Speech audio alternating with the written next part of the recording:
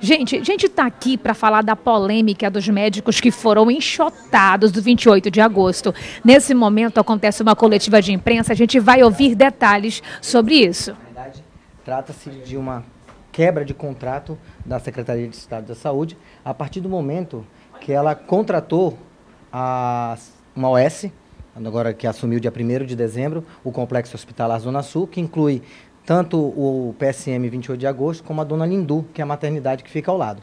Dessa forma, essa empresa que entrou, ela fez uma contratação via os portais de contratação dela, e nesse momento quase todas as empresas, inclusive a nossa empresa, não foi escolhida, apesar de ter participado. Na sexta-feira, às 18 horas mais ou menos, ela lançou no seu portal o resultado, na qual o ICEA, Instituto de Cirurgia do Estado do Amazonas, não foi a escolhida. Dessa forma, os cirurgiões que trabalham nestas unidades, melhor dizendo, há mais de 30 anos, ou seja, 3 décadas trabalhando em parceria com o Estado, estará fora dos seus serviços a partir do momento que essa nova empresa tomar os novos postos deles, né? Tanto na maternidade quanto no pronto-socorro.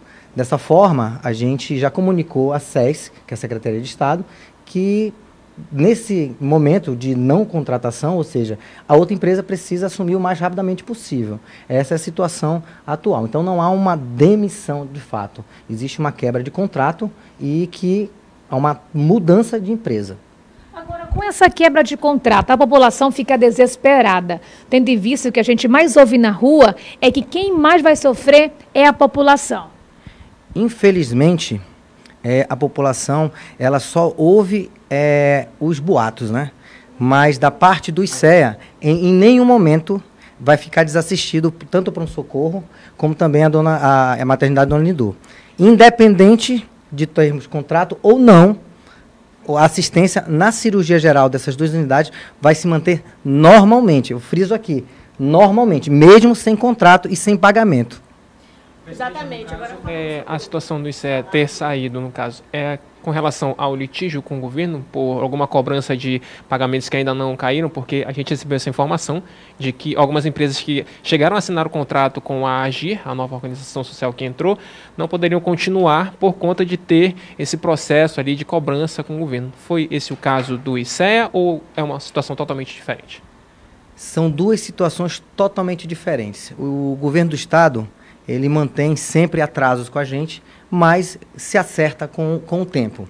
Nesse momento, se é possível tocar nesse assunto, nós estamos sem receber desde setembro. E mesmo assim, em nenhuma unidade que o ICEA participa, que são 27 unidades, em nenhuma ficou desassistida por falta de pagamento. Então, não existe essa relação entre a contratação da OS e a não contratação do ICEA pela OS por causa de algum tipo de litígio com o governo do Estado via Secretaria de Estado de Saúde. Em algum momento vocês foram comunicados, chamados para alguma conversa ou algo do tipo?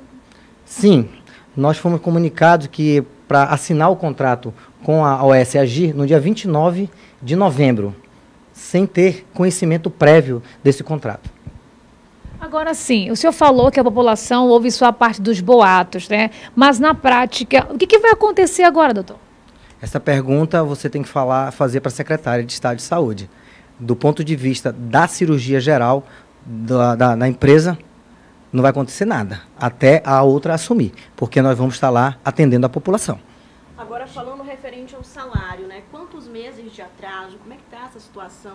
Já entraram em algum acordo? Tem algum comunicado sobre ou não? Até agora, em vão. Como eu falei, os nossos salários, entre aspas, né? Na realidade, são os nossos vencimentos, né?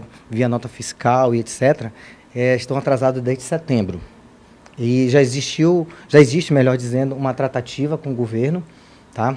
Via secretaria. Quando eu falo governo, acho que vocês têm que entender que é a Secretaria de Estado de Saúde, que há uma promessa de pagamento de 50% do valor de setembro até o final do ano. Então, é essa a situação atual. Muito bem, muito obrigada. Gente, você está acompanhando aqui a nossa live. Nós estamos aqui no ICEA, que é o Instituto de Cirurgia do Estado do Amazonas. Você ouviu aqui o presidente, que falou com a nossa equipe de reportagem sobre a situação que aconteceu no 28 de agosto. O ICEA, ele não faz mais parte do 28 de agosto. No entanto, o presidente falou que até o final do contrato, ninguém vai ficar desassistido.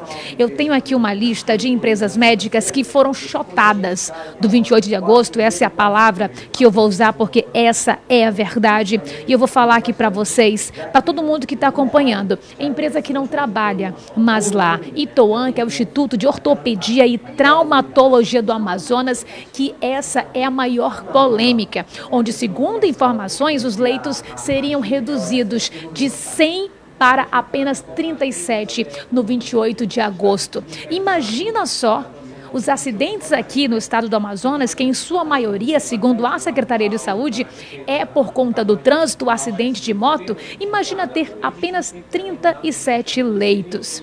E ainda falando sobre este assunto, a outra empresa é a Cooperclin, que é a Cooperativa de Clínicos Gerais do Amazonas, que também não faz mais parte, a Copat, que é a Cooperativa de Médicos de Terapia Intensiva do Amazonas. Segundo informações, o que chegou para a nossa equipe de reportagem é que nós temos duas situações. A Agir, que é essa organização social, quem tiver cobrando o governo não vai assinar o contrato. E quem já assinou também não vai ficar. Essas são as informações. E quem sofre é o povo. Para mais informações, acesse cm7brasil.com.